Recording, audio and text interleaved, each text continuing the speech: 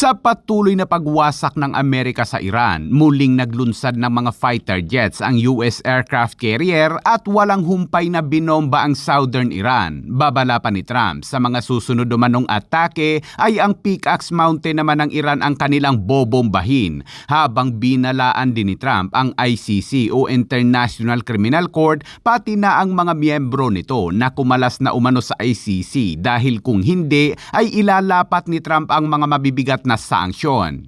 Habang sa Middle East pa rin, matapos tamaan ng Houthi ang airport ng Saudi, ang Saudi Arabia ay gumanti naman ng airstrike sa rebelding Houthi sa Yemen.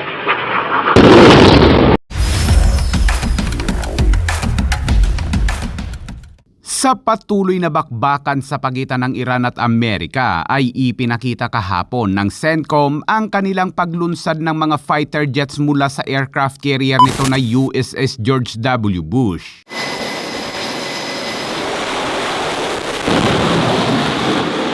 Kasunod niyan, mag-aalauna kahapon ay iniulat na mga nakasaksing residente ng Bushehr sa Iran ang 10 sunod-sunod umanong malalakas na pagsabog sa lugar. Iminungkahi ng mga lokal na tagamasid na ang mga target ay ang mga instilasyon umano ng Iranian Air Force at ang base ng IRGC Navy sa lugar ng Rishar sa Bushehr.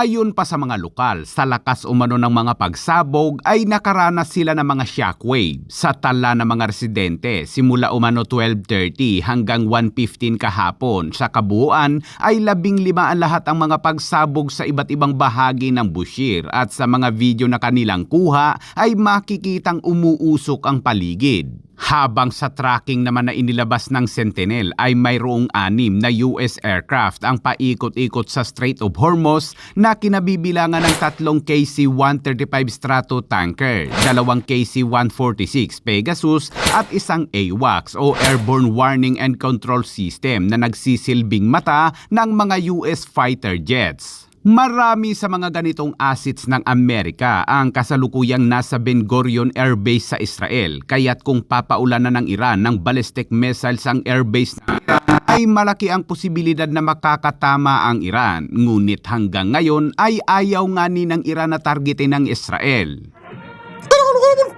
At pagsapit ng gabi ay gumanti naman ng Iran. Ayon sa report, 4 na ballistic missiles ng Iran ang bigong ma-intercept ng Jordan, kaya tinamaan umano nito ang Faisal Air Base sa Jordan.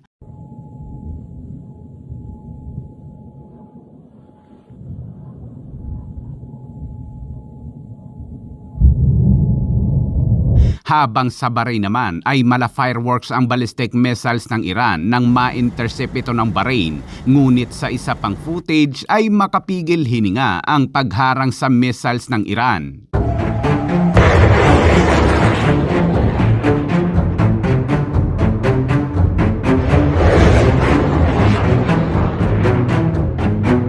Sa unang 2 putok ay nabigo ang interceptor ng Bahrain.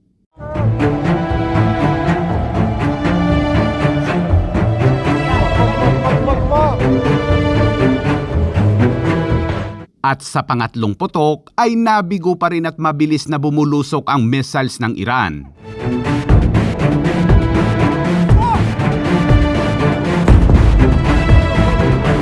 Sa ngayon ay pinaghahanda na ni Trump ang Iran dahil sa posible umanong pag-target sa Pickaxe Mountain ng Iran. Ani Trump na ang pasilidad ay maaring magiging target para sa mga susunod na pag-atake habang nagpapahiwatig ng isang potensyal na pagpabago sa patakaran ng Amerika. Ang Pickaxe Mountain ay matatagpuan sa Southern Iran at isang heavily fortified facilities para sa Islamic regime. Ibig sabihin ay muling bibisitahin bumisita ang mga B-2 bombers sa Iran. Dahil sa tila mga fireworks na pagsabog sa himpapawid ng Bahrain, sa Yemen naman abay literal na fireworks talaga. Ayon sa report ay isa umano itong selebrasyon dahil sa pagbabalik ng gyera sa pagitan ng Houthi at Saudi Arabia. Grabe, may ganun pala. Nagsaya ang mga rebeldeng Houthi dahil sa kanila umanong matagumpay na retaliatory strike sa Saudi matapos nilang tamaan ang airport ng Saudi Arabia. Pero hindi yan ikinatuwa ng Saudi Arabia kaya't naglunsad dito ng mga fighter jets at tinarget ang mga posisyon ng grupong Houthi bilang gante.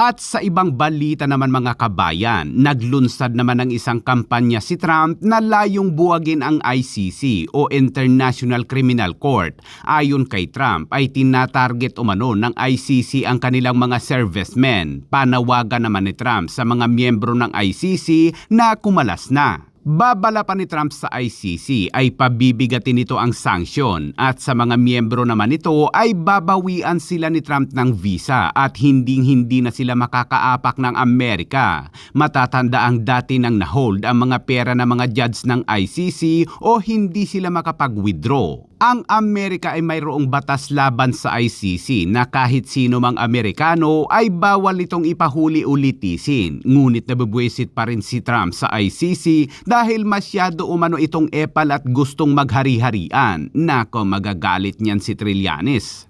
Samantala, pakinggan naman natin ang pahayag ni US Secretary of State Marco Rubio kaugnay dito. For 250 years, Americans have governed ourselves as a free and sovereign people. We choose our own leaders, we determine our own laws, and when we're accused of a crime, we stand for judgment before a jury of our own peers. This is the essential and indispensable feature of our form of government. It is the foundation of our shared way of life.